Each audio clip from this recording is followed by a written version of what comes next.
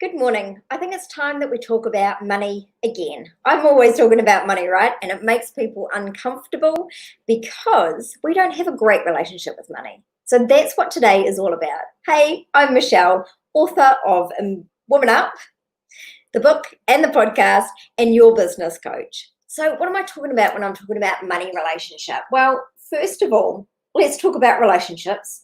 And then let's talk about abusive relationships, and then let's talk about what that's got to do with money. I know it's a little bit of a long way around, but I thought that a live talk about this would be better than doing a blog on this because there's some quite complex situations and there's certainly going to be some triggering content today. Just saying. I mean, talking about money and relationships, hello, like the two taboos. So, relationships. What is a relationship? A relationship must have give and take, right? There must be some balance. So any relationship where one person just takes all the time and demands all the time is not going to be balanced and ultimately is going to end up not happening, or it's considered an abusive relationship, right? It's considered being taken advantage of. What else is a relationship? A relationship is caring about the outcomes for each other, like actually wanting the best for the other person. What else is a relationship to you? I would love to hear what else a relationship is to you. For me, a relationship is also about people being individuals, but also being part of something bigger. And that's really important. I think in relationships, when we lose our own identity, it becomes a problem. Now, those three things alone. So let's see. So we've got identity, we've got mutual support for outcomes, and we've got balance of give and take. I'm just writing them down so that I can address each of them for you in a second. Give and take. Okay, now let's talk about abusive relationships. So abusive relationships is where one person hates on the other person and is either overt about it, like actively talks about disliking the person, actively runs the person down, or physically abuses that person. There's certainly no balance, right? They're taking more than they're giving, and there's a horrible energy around it.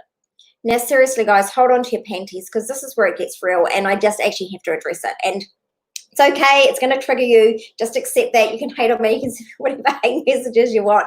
But this is to grow you, okay? To grow you and your business so that you can do more good in the world. You are abusing money. Does it trigger you much? Let me know. It would have triggered me when I had a really poor money story. It would have triggered the hell out of me. Now let me explain. So I explained that if you're in an abusive relationship, you'd be hating on the person and talking negatively about it. Do you talk negatively about money? Oh, damn money. Oh, there's never enough to go around. Oh, it's always about the money. Does that sound like something you might say in an abusive relationship? Because it does to me. And before you say, I don't know what an abusive relationship is about, I do. I'm sure you don't need to know that, but someone will ask me. And in an abusive relationship, one person is trying to control the other person. You know, they're not available for mutual outcomes. They only want the outcome that serves them.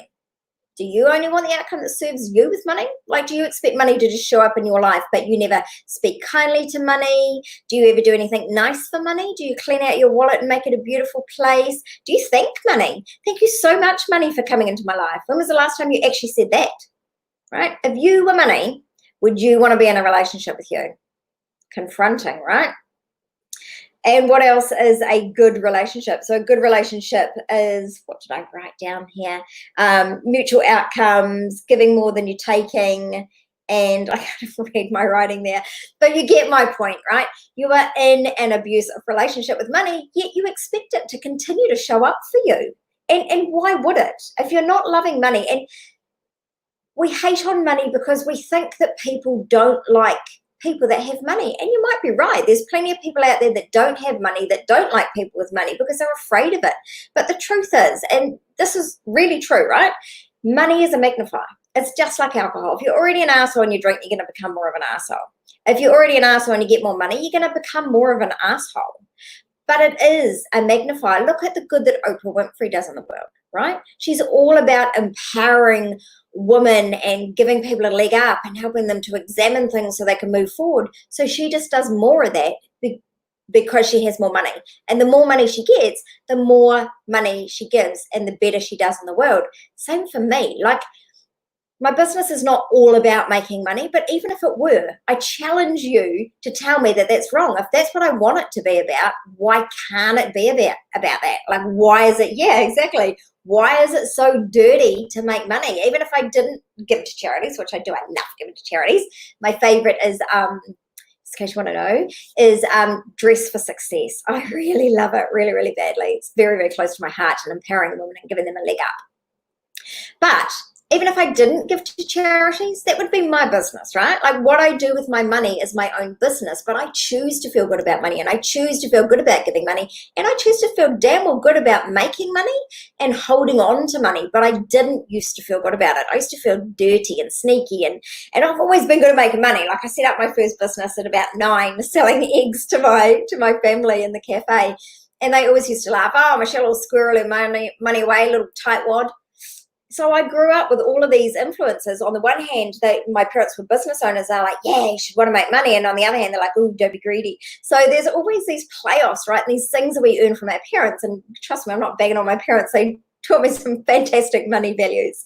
But those money stories really do affect how we think about money. And so that is my message for you today. Are you in an abusive relationship with money? And should money really even want to be coming to you if you're treating it like that? How can you go out there and treat money even better today? I hope this has helped you to grow. I know that it will have triggered you. And I'd love to hear from you so that you can maybe tell me some of your stories or tell me what triggered you. I'm happy to give you affirmations or give you some journal prompts. I know this is a big topic, and I really think it's time for us to talk about it, because if we're not making money, then we can't help more people, right? And plus, it's not bad to make money. Repeat after me. It is not bad to make money, and it's not bad to hang on to money. Okay, remember, together we shall rise.